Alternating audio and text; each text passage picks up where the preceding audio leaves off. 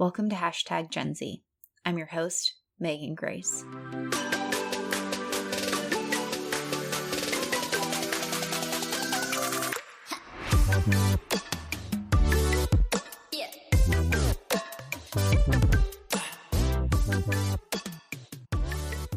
Hashtag Gen Z is a podcast about all things Generation Z. That's a generation of young people born between 1995 and 2010. It's about who they are, what they believe in, why they do what they do, and what makes them different than any other generation that's come before them. Welcome to Season 2 of Hashtag Gen Z. I cannot wait to get the season started. For those who are just joining us, my name is Megan Grace, and I'm a generational researcher, author, and host of this podcast. I focus my work on better understanding this generational cohort, and while my research keeps me in the know about what's going on with Gen Z, I'm fascinated by the lives and stories of the members of Generation Z. This podcast exists to share those stories while exploring trends that relate to Generation Z. For those returning, it's great to have you back, and I hope you're as excited as I am to continue to learn about Gen Z. As I discussed last season, my co-author and research partner, Dr. Corey C. Miller, and I recently released a new book, Generation Z, A Century in the Making. This book dives into nearly every aspect of the lives of Gen Z. Writing this book gave me new motivation and new topics to become interested in and explore. That has become a primary source of inspiration for much of this season. If you haven't yet, head over to Amazon or Routledge.com to grab your copy. It's a great primer for the conversations I'll be having with my guests this season. I'm kicking off Season 2 with a topic that I've actually been studying since I was an undergraduate. I've been fascinated with communication behaviors for a while now.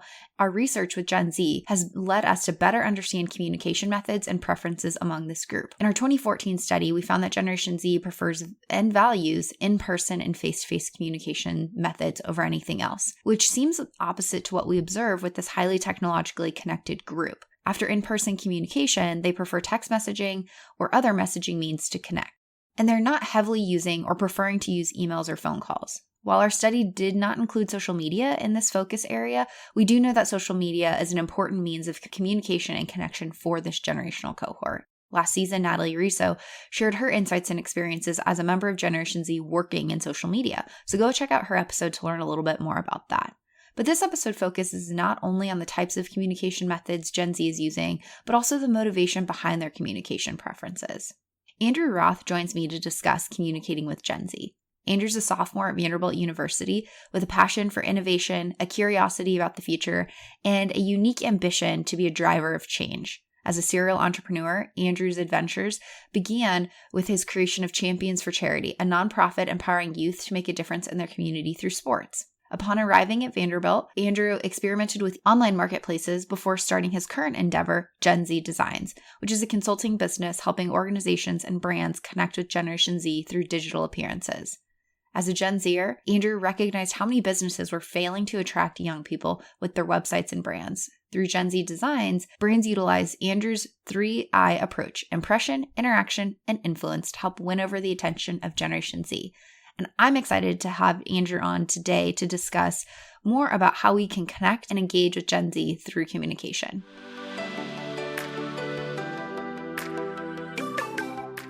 I'm really excited to welcome my guest today, Andrew Roth. We actually got connected through good old-fashioned social media. Andrew reached out a few months ago and is actually a fellow Commodore. So it's excited to be able to spend time and actually interact with him in person a few times before he's come on the podcast. And I'm excited for him to be here today and to share a little bit about who he is and what he does, especially as we think about communicating with Generation Z. I think it's a topic that I talk about often when I'm working with clients and people that are interested in the topic. And Andrew also does some really great work in the area. So Andrew, why don't you tell me a little bit more and our listeners a little bit more about, who you are and what you're up to? Sure. Thank you so much for having me. Really great to be on the podcast. My name is Andrew Roth. I'm a sophomore at Vanderbilt University, studying human and organizational development, which is kind of the fancy words here for business psychology in 2 words, and then minoring in Spanish, and then medicine, health, and society. So a lot of different interests, but I'm also really interested in entrepreneurship. I've been involved in the area for a while. Worked with starting a nonprofit back in high school, and kind of now getting more into the consulting side of things. And as you mentioned, I've recently been working on a project related to Gen Z, which is a design firm helping companies engage engage with this new generation using designs. So that's what I'm doing right now, and it's awesome to be in this space, and it's exciting as a member of Gen Z to just be able to offer my unique and real opinion on subject matters that older people, millennials, might not be able to understand as well. Absolutely. I think that, and I've been able to kind of witness a little bit of your work and what you do with your design work and helping companies. And I think that it's bringing a unique voice to Gen Z. And sometimes we older generations, as I say, we old people, but we're not that much older, think we know a lot. But it's important that we actually have these conversations with you all. And so I'm thankful that you're here to discuss this a little bit more with communicating with Gen Z. Hmm. And I mean, let's just get right into it. So, my research, and I know that you've sat in on one of my sessions, and you've kind of done a little bit of reading, and the research is pointing that Gen Z actually prefers to communicate the old-fashioned way and places face-to-face and in-person communication as the most important. What are your thoughts on this? Like, do you see this to be true? Is this something that you're seeing being relevant and important with your peers? Yeah, definitely. I would 100% agree. I do think that face to face or in person communication is definitely the most important and most valued, I would say. I wouldn't necessarily say it's used the most, and that's just from a strictly convenience perspective. I think I wouldn't say that. I don't want to give the impression that Gen Z is lazy, but I would say that rather than having to walk somewhere to ask someone if they're able to talk, I'd send them a text and just say, hey, are you free to chat for a few minutes? Just it's all in my mind a matter of saving a few extra minutes so you can spend that time doing something else and being more productive. So definitely face to face is the most valued, and I think that's something pretty misunderstood in terms of our generation. The stereotype of just people looking at their phones all in the same area and no one's talking to each other, which can be true, but at the same time, face to face is definitely valued more. So you bring up the really important, I think, component here is the fact of technology. And, you mentioned that face to face is the most valuable, but maybe not the most utilized, which is an interesting thing that we place a lot of value on it, but we might not necessarily do it. From your perspective, how do we foster more in person and face to face communication in a high tech world? Like, no matter where we go, it's a high tech space that we live in, even in school and work. So how can we foster more of that valuable in-person and face-to-face time? Yeah, I mean, I would say that a lot of it's actually happening on its own. Things like FaceTime, it seems in a way that that's not really what someone would call in person, but in terms of a Gen Z perspective, it's basically as close as you're going to get, and sometimes it's as good as you're going to get to in person. And so, that's crazy popular. I don't know how much other people use it, but I use it every day. Talk to friends from home and just connect with people like that. But also, if you look at trends and the way technology is advancing, and especially the way young people are using it, video is such an important part of where we're going. New apps, new trends are being brought up every day. There's a new app called TikTok that's super popular just because it's a video connection, a way to see people's emotions and see people kind of face to face. And some of it doesn't really have to be forced as much as it might seem. And I think because it is something we value, like you said, not necessarily use the most, but because it's something we value, I don't think it's something that's just going to be washed away. I think that trends are going to emphasize that. And, something like YouTube is a great example. Like YouTube's the most popular media amongst, Generation Z. And that's just because of the ability we have to connect with someone face to face like that. And again, like not necessarily being right in front of the person, but it's still being able to see their emotions and pick up on signals that you wouldn't be able to necessarily tell from a text message. So I'm going to have an old person moment. I have no idea what TikTok is. Okay. Can you please, and I know I'm not alone out there. Can you please shine some light on what TikTok is? Sure. I'm not a huge user of it, but I will say it's essentially, if you remember what Vine is, it's essentially like a play on that. It's kind of just quick, short videos that are funny and, or, quick music bits or something just to catch people's attention and people can like them and they're pops. There's a popular section. It's really a pretty similar idea to Vine that a lot of people in my generation are still missing these days. But TikTok seems like a kind of the next thing from Vine.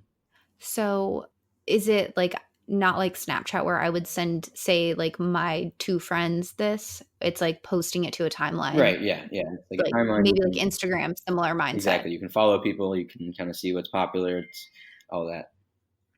Interesting. Okay. I will check Yeah. this out. I don't know if it's going to be for me, but I will check it out because I think I used Vine for like 13 total days and did not contribute anything. So I was not a good Vine user. This is shocking to everyone I know. Okay. So face to face, still important, but like we can't at all ignore the fact that y'all text message and mobile message a Mhm. lot. Some people would think that text messaging is somewhat unprofessional because you take it everywhere. But like, what are your thoughts on text messaging? Do you think it's a necessary medium for connecting with Gen Z? Yeah, I mean, I would say, especially Gen Z to Gen Z, it's 100% effective, and definitely, like I mentioned before, it's the most efficient. I mean, I know if I send a text message to someone that they're going to respond within 5, 10, 15 minutes, just because I know them and that their phone's on them, and that's kind of what we do. And on the contrary, like I wouldn't Facebook message someone if I'm trying to get a hold of them because that's less efficient. I know they wouldn't check it for maybe a few hours, a few days. But in terms of professionalism, and connecting with Gen Z in that way, yeah, I think if my boss told me to text them, I would text them. I wouldn't necessarily just uh, you know submit to that as the standard. But I think it's important to recognize that that's what we do. And so if you're not adaptable to that, then that could be a problem going forward. Do you feel weird at all if, say, you mentioned your Mm. boss, but for people that might be considered authority figures or older figures in your life, is it weird if they were to text you? Like, or do you find that that's like a completely appropriate relationship to be having? Say that it was an internship and your supervisor texted you versus sent everything via email correspondence. Yeah, no, it's a hard question because I think a lot of it has to do with the situation you're in. But I definitely would say that it's if I get a text from a supervisor, then I know. I mean, maybe it's a little weird at first, but then I know that that's how they want to communicate, and I'm obviously fine with that, and that's easier for me. It's just kind of like the initial, like, oh, I guess this person is okay with doing this, and that sounds good to me. So So you'd kind of take the cues right. of who the other person is. Okay. So our research is also just really pointing out nothing, I don't think anything surprising, but that young people today are not emailing and they're not phone calling nearly as much. And I think that you kind of talked about how FaceTime might be creeping into like traditional phone call space because why would you just hear someone's voice? Ironic, we're talking about this on a podcast where you can't see our faces, but why would you just hear someone's voice when you could also see their face? But let's like get into the nitty gritty and talk about email and your thoughts on email because the research that's showing that we're seeing both in our quantitative and qualitative, it's not very preferred. And then when your generation gets to those spaces, it's not as frequently used. Can you shine some light on that? I have my theories and where I think some of it's coming from, but I would love your perspective. And I think this is getting into, like you said, the meat of the conversation, and something I want to bring up eventually is that trust and trustworthiness online is the single most important factor, in my opinion, for all communication with Gen Z. I mean, to touch on phone calls a little bit, that part of the reason I don't pick up the phone half the time is because I get 10, 15 calls a day that are spam, the robocalls that you get, from a number that looks familiar, but that's not an actual number asking for, whatever it is. And so phone calls are kind of not becoming obsolete. I mean, I still use them, but just definitely a less trusted area because somehow everyone has my phone number now. And I think that touches on emails a little bit too. The fact that you sign up for some random service online and then you get 10, 15 emails from them every day is you end up having to put them in your spam. I think it's just kind of like the overwhelming desensitization of email and of phone calls. So I wouldn't say actually that emailing is not preferred. I mean, I could be an exception, but I use email a frequent amount. Especially in a professional setting, I think people in Gen Z are very comfortable doing that. Like I said, if that's the tone that the person you're communicating with has set, then that's something, that I'm very comfortable doing. But yeah, I think it all comes down to trust. I don't when I'm looking for a product, if the product emails me, I'm not going to pay as much attention to it because I get so many of those, and it's just another one that I'm going to put in the trash can. But at the same time, like, if someone's reaching out to me to get to know me, and a lot of times the only way they can do that is by email, and then I'd be happy to respond that way.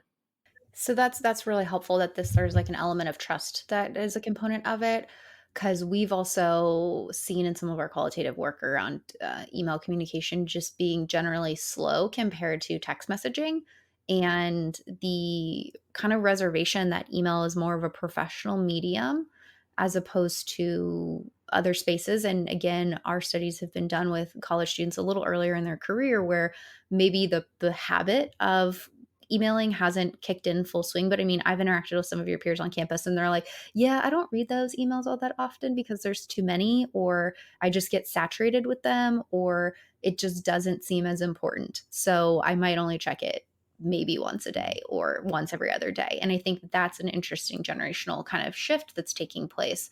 I would be curious, for you, it seems like you're navigating a variety of different spaces between your peers and professors and professional settings. How do you vary your communication to be, or do you vary your communication to be effective? And in what ways are you doing that? Yeah, definitely. And I think it varies between professional and peers, and then it also varies within the peer environment, and even honestly within the professional environment. I mean, from a professional standpoint, I think email is initially one of the ways that I reach out, but LinkedIn is also a huge tool that I'm a huge supporter of, and I know we connected that way. I think it's just so easy to find people with common interests and people with common backgrounds that are doing awesome things, and so that's a way I reach out a lot. But also in terms of a peer-to-peer basis, there's, if you look at kind of the major social media platforms, I would say Instagram is definitely more of a social impression kind of thing. If you want to make, if you just met someone and you want to check out what their life is like in a matter of 2 minutes, then you go on their Instagram and scroll through their feed. And I wouldn't say it's the best representation of who they are. I think it's a little bit fake in terms of what people put on there. That's just a personal opinion, but honestly, I think even Twitter is my favorite social media by far, and I think the communication style on that platform is very unique, and it tells a lot about who you are. I actually have a friend who's developed a Twitter-based AI system for dating that just kind of analyzes their Twitter feed and shows what they like and don't like and what they've retweeted, and matches people like that. And I think, besides that idea, it's a platform that allows you to express yourself a little more and kind of get a real inside look at that. That is fascinating that they've created a dating app from Twitter. I'm terrified to run my profile through it, to be completely honest. So, with keeping up with trends, like what's keeping up with the cool with the kids is part of this podcast. Can you identify any trends in communication that we should be keeping an eye out on or for, without being too creepy about what the cool kids are doing? But, are there any cool trends that you're seeing among your peers that are a little bit different or on the rise? I was thinking a lot about this, and I think to touch on trustworthiness one more time, because there's so much information out there. I think that's one of the main takeaways is that we get an influx of phone calls, emails, social media alerts, news notifications. I mean, all this is coming second by second to our phones and to our computers and stuff. And I think there's, to a degree, some sort of desensitization to that. And so when that happens, it's kind of like, if, in one of my classes, I'm learning about Maslow's hierarchy of needs, and there's that basic level of physiological needs, that kind of just the elementary things that are out there, and then above that, there's a social and emotional level. And so for me, something I think is going to be important to communicate with members of Gen Z is that because there's so many of that basic level stuff out there, that we're going to start to need to communicate at a higher level where we're reaching more engaging needs of people. And I mean by that, the social and emotional levels. I think communicating in a way where we can kind of skip that, this is my product, this is what it does, and going straight to this is my product, and here's how it's going to help you some way to relate to them in a higher level. Just because because there's so much out there, like I don't need to. I hear all the time all that basic stuff, and I want something more engaging, something I'm going to be easily able to differentiate from what's out there. So I know it's not exactly a trend that's going on right now, but I think kind of based on what's out there and based on the values we hold, that might be something pretty important going forwards. So really it's not only just the message, but the depth of the message that's taking place as well. So don't just try to said sell me the product, but I also think about how this takes place and like almost the demand for true and authentic and um meaningful conversations between even peers. And sure, you want to connect with people that you can laugh and have a good time with, but I think that your generation and most generations are also looking to places like social media and these communication platforms for connection. And I think the meaningful conversations are a huge piece of that. So I think that's a great point of a trend doesn't necessarily have to always be the app that someone's using, but really what they're desiring from those apps maybe. And part of just sorry to add on to that, you know, part of the reason why I think Twitter is so effective is that rather than just Twitter essentially is just a bunch of news and information that's out there. But what's so interesting about it and why I love it is that you're able to you follow your friends on there, and so then you see what they like and you see what they retweet, and so that's kind of like that extra level where you're getting your social needs are you base who you follow, you know who you follow is who you like to be around, and so what they're liking, what they're retweeting is something that is now more interesting to you because that's connecting to you at a different level rather than just seeing that basic. And this is what's happening today in Korea, right? I mean, it's just there's a whole different level of connection there. It is. It's a really unique Mm. curation of news and information. I joke with one of my friends, like grad school colleague. I follow her mom on Twitter, and she's not even on Twitter, but her mom is. And so, like, I follow her mom, but her mom like has really interesting political like stuff that Yeah. she follows. And I was like, honestly, if your mom wasn't so active on Twitter, I wouldn't know half the things that are going on in our government. And she's like, it's weird that you follow my mom so intently on Twitter. I'm like, I won't take it back. She's one of my favorite people now. So never met this woman, but she has great tweets. Anyways, so there's always this interest in wanting to engage with Gen Z. That's a huge piece of people that listen. They want to know, like, how do I connect with young people today? So in a variety of different capacities, what are some of, in your opinion, some good strategies that people maybe of older generations or maybe within the generation can be utilizing to communicate more effectively and connect Yeah, with Gen Z? definitely number one, I would say be more authentic. I just think there's, like I said, there's so much out there, so much to go through. What really is going to get to us is the authenticity aspect.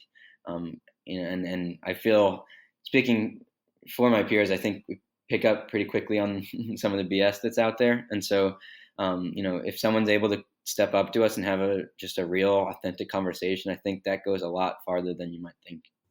I think that that is something that I've actually continually heard from a few different guests on this show. So if you are of an older generation and you are paying attention, be yourself. They think it's cool. So Andrew, I just have one more question for you. And I ask this of all of my guests. What is your favorite thing about your Generation Z Yeah. peers? I have to say, honestly, that they're so passionate about so many different things. I think part of that's due to the fact that we have so much at our disposal to learn from, and so we can access things so quickly. But honestly, you walk up to a college student on campus, and maybe it's something unique about Vanderbilt, but you walk up to them and you learn what they're doing, and you realize that they're also involved in 10 other things and doing X, Y, and Z while also being a member of a Greek organization, and doing babysitting on the weekends and all this stuff. And I just think there's so many things going on, and the fact that people are able to manage all that is just so impressive. And I every person you meet here is doing different things and doing cool things, and I think that's just like an awesome element of this generation of people. Yes, I agree with you that in my witnessing of your peers on campus and those that I interact with in other capacities, the very passionate and informed bunch of people that I'm lucky to know and learn from. So I want to thank you for hopping on today and talking more about how we can communicate with Gen Z, what's going on in terms of communication methods and styles, and what's important in those communication methods. And I, thank you for doing good work and working with some brands and helping them better engage Gen Z, because I'm big believers in you all. And I think that if we as older generations learn a little bit from y'all, we're going to be in a good place. Well, thank you so much for having me. I really appreciate it. I want to send a big thank you to my guest, Andrew Roth. It has been great to be connected with Andrew on campus and bounce ideas around with him, but it was also wonderful to have him today to be able to share more about his experiences. I appreciate his insights on the motivation behind Generation Z's communication preferences and behaviors. His thoughts resonate with our qualitative work in this area and highlight the need to continually understand communication preferences. I often find that misunderstandings in communication preferences can be a great source of friction in multi-generational organizations and groups. While I've been studying this area for a while, I'm reminded how important it is to stay informed and up to date on changing patterns in communication. Despite the fact we lean on communication as a primary point of productivity in our work, it is easy to gloss over the critical relationship building that can take place through our communication strategies. And if I know anything about Generation Z, those relationships are paramount. I also want to send a big thank you to you for tuning into this episode as I kick off season 2. I can't tell you how excited I am for the topics I'm exploring in the lineup of incredible guests this season. If you enjoyed this episode, you really don't want to miss all the fun in season 2. Make sure you rate, review, and subscribe on your preferred podcast listening platform. Your feedback helps me improve the show, and it also helps other listeners find the show. I do want to give you just a quick sneak peek into what's going down in season 2. You can be looking forward to episodes that focus on designing learning environments for Generation Z, engaging Generation Z and helping them find their voice in activism and advocacy, mental health trends and support, and Generation Z when it comes to religion and spirituality. But that's just to name a few topics. I created this podcast because I wanted to continue to learn about Generation Z and share their stories. There's so much more going on with this group beyond just the numbers we see in research. As always, if you have a topic you'd like to learn more about or a member of Generation Z that I need to connect with, please let me know. You can reach me on my website, meganmgrace.com. That's MEGHANMgrace.com. And send me a note through my website, or we can connect on social media. My handle or username is meganmgrace on all platforms, so you can find me on Instagram, Twitter, and LinkedIn. Cheers to season 2, and thanks again for tuning in. Let's continue this conversation, and we'll chat soon.